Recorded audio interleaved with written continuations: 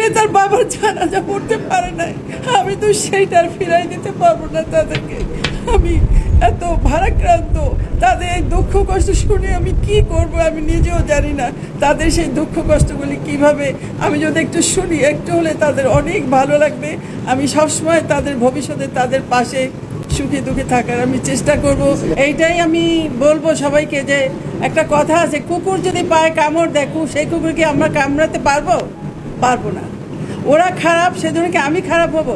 ওদের মতো যদি আচরণ আমি করি তাহলে আমার আর আওয়ামী লীগের মধ্যে কি ডিফারেন্সটা রইল?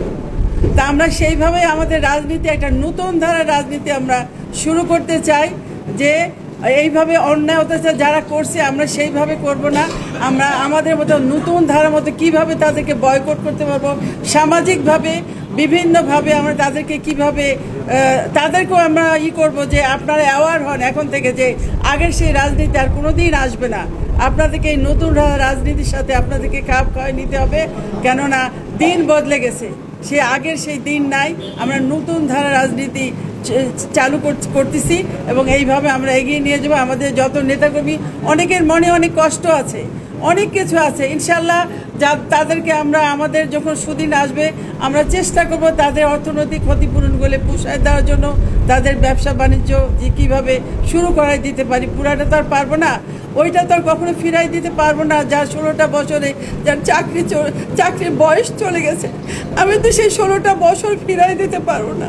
যার চাকরির বয়স চলে গেছে, যে তার বাবার জানাজা পড়তে পারে নাই, আমি তো সেইটার ফিরাই দিতে পারবো না তাদেরকে। আমি এত ভারাক্রান্ত, তাদের এই দুঃখ কষ্ট শুনে আমি কি করব আমি নিজেও জানি না।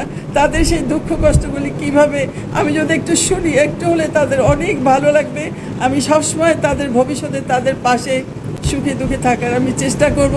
তাদের সেই 16 বছর আমি পারবো না, তাদের সেই বাবার জানাজা আমি ফিরাই দিতে পারবো না। অনেকের বিয়ে হচ্ছে, সেখান থেকে ধরে নিয়ে গেছে, আবার আর একটা বিয়ের ডেট ফিক্স হচ্ছে, সেই জন্য তাকে ধরে নিয়ে গেছে। একজনের একটা নাবালক বাচ্চা মারা গেছে, সেই বাচ্চার নামে মামলা দিতেছে, সেই বাচ্চার নামে মামলা দিয়ে পুরা ফ্যামিলিকে হয়রানি করছে। তো আমরা তো ওদের মতো এরকম নিষ্ঠুর এরকম হতে পারবো না আমরা।